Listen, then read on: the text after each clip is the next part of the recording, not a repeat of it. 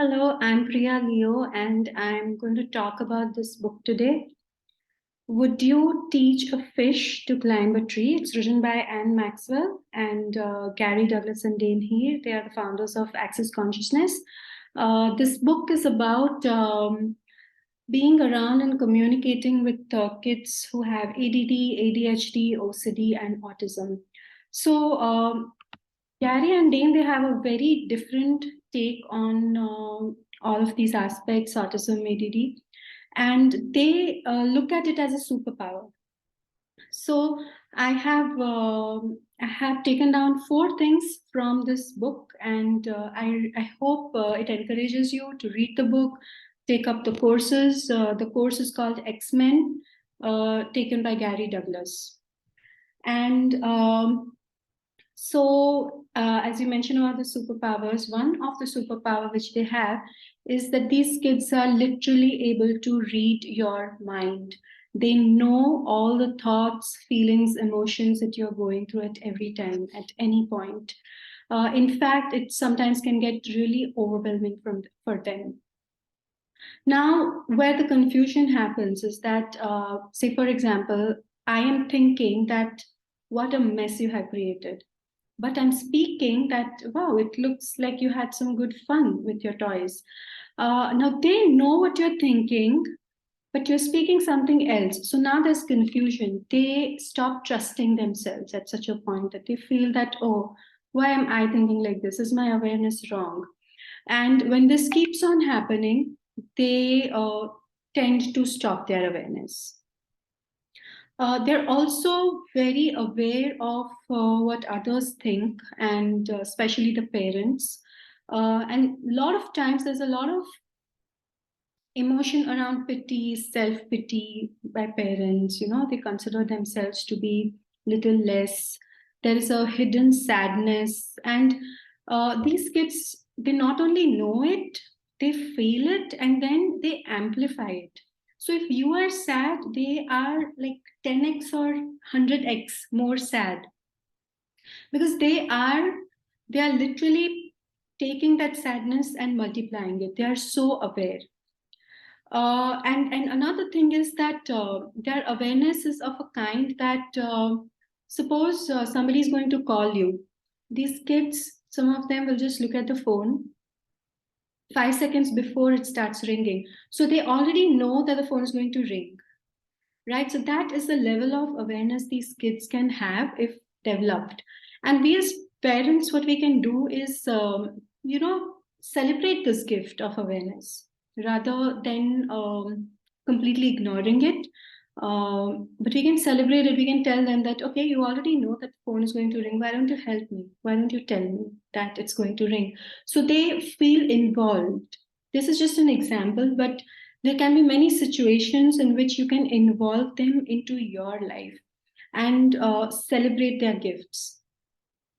The second point is communication. So these kids communicate very differently in terms of images.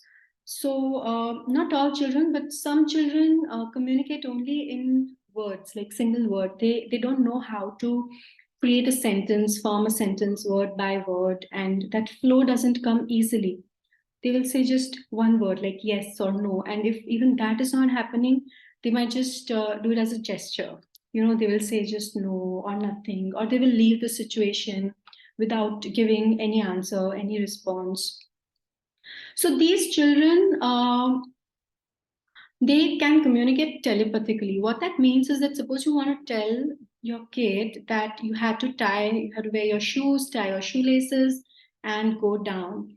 So what you do is you create this whole imagery as a video in your mind that he's tying the shoelaces, wearing shoes properly, and walking down, and then just send it to him. Now, there's no method to this. We are all telepathic beings. We know this. Just try, experiment. There's no system that this is how you do it. Just try it visually, just images. Send it. They will receive it. And if they learn how to use it, they will also be able to communicate to you with pictures. And you will also have to learn. You have to build that muscle of receiving information through telepathy. This will also help the kids to communicate more effectively with their friends, because their friends, mostly children, are telepathic, they get it. So they will be able to communicate more effectively. So that's about communication. Another important aspect which they talk about is that these kids, they do not have a real sense of past, present, and future. For them, everything is in the now moment. So some kids tend to get really intense in the now moment. They'll not even listen to anything else. They're just in that moment doing that thing intensely. While some children, they have a very spherical kind of an awareness, which means they know past, present, future at the same time. But they're confused. They're confused whether right now is the past, or is it the present, or is it the future. At such a point, you can ask them that, okay, you're telling me this, but what is it? Is it the present, past, or future? What is it? And then you can receive more awareness and work with it further. Another aspect is nature. So, nature doesn't judge you, nature doesn't pity you, nature doesn't have that noise which we humans have. So, taking these kids out in nature really calms them. They feel completely non-judged. They can be really calm, and animals don't judge them. They can play with them for hours together. So, taking them to nature, involving, setting it up as a routine. Time with nature, time with plants, with animals, can be really beneficial to these children. So I hope this is really helpful. And once again, I would like to show you, would you teach a fish to climb a tree by Anne Maxwell? And access consciousness is the methodology for working with this. Thank you so much. Thank you for listening.